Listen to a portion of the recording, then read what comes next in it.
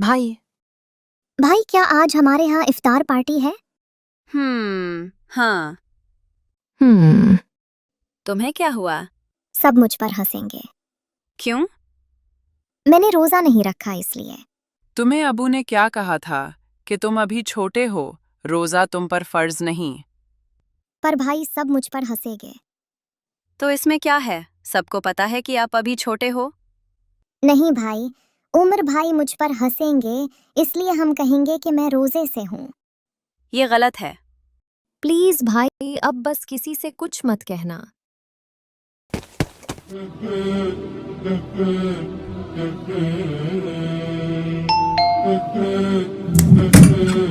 अस्सलामुअलैकुम। वालेकुम अस्सलाम।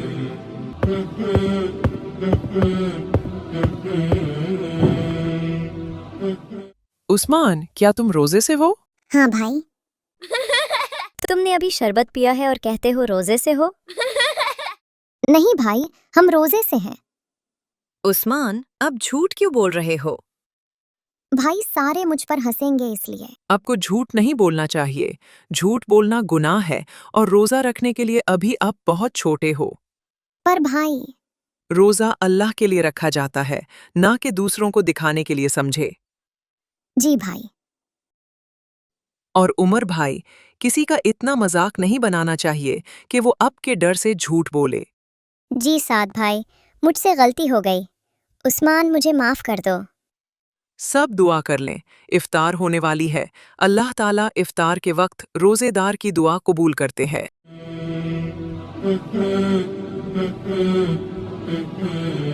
اللهم إني لك صمت وبك آمنت وعليك توكلت وعلى رزقك أفطرت।